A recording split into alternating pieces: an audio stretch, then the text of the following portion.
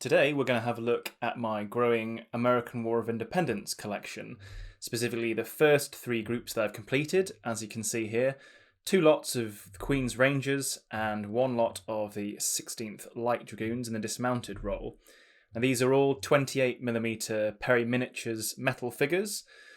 They're drawn from the relevant packs of 6, although the different Queen's Rangers groups each have an NCO or leader figure that's been taken from the Queen's Rangers command pack that fits best with the group that they're supposed to be leading.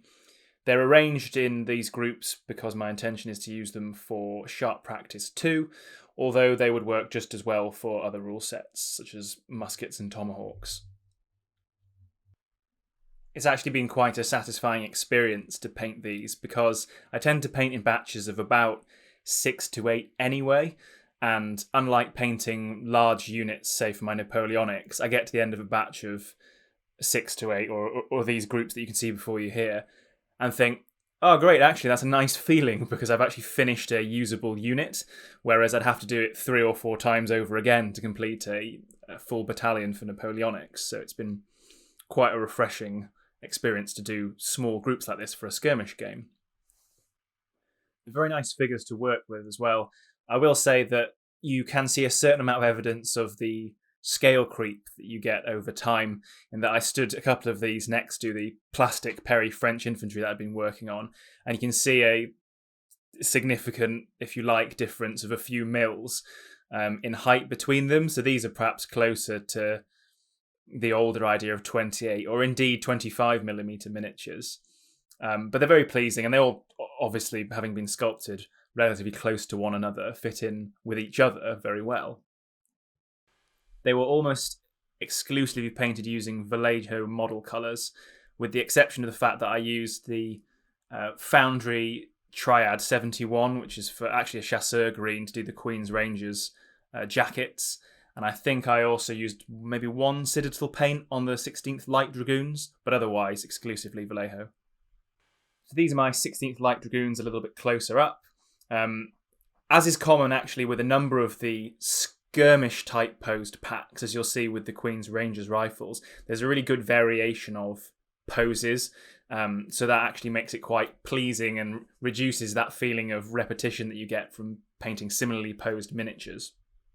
They were a little bit fiddly to work with. That's not necessarily a product of the way they were sculpted or anything like that, but it's more a consequence of moving between periods. Actually, I always find that the first batch of something takes longer to get into as you work out how to best use the paints on the miniature, how best to use the way the miniature's been sculpted, and just get to grips with details and color palettes that you perhaps haven't used before when you've been painting a different period or even in totally different genre, so from sci-fi to historical miniatures. I found these Queen's Rangers miniatures actually very aesthetically pleasing to paint, unlike some of the Napoleonics I've been working on, and in fact the Light Dragoons behind them. They got quite a straightforward uniform that is just easy on the eye and pleasant to paint. You just got to pick out quite a lot of equipment details and straps.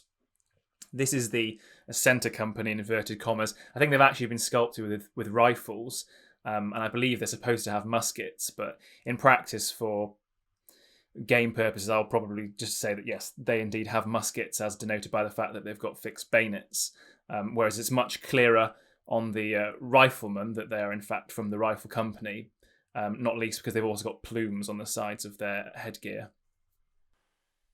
They'll both operate as 6-man groups with a leader attached. That's why they're in groups of 7 here. It was quite convenient that there was a figure in the command pack that appears to have a rifle and another figure that appears to be almost identically armed to the Centre Company figures. Again, you can see here with the Rifle Company figures, there's a really nice range of poses that have been included in the pack and really, really well sculpted. They've got some great facial expressions and a lot of really pleasing and actually quite easy to pick out detail. One thing I realised that I don't necessarily always show in these videos is actually the back of the miniatures.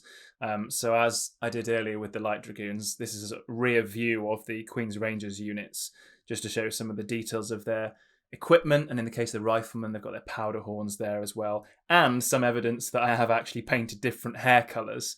Not a vast array. I think I've probably gone for a majority colour in each group and then added a few others, but I did do it, so there's the evidence of it. All in all, I'm very satisfied with how these have turned out so far. I think they look quite smart, and I look forward to painting some more of them. And I also have some rebels, some Americans in the queue as well to match up against them for future games of sharp practice.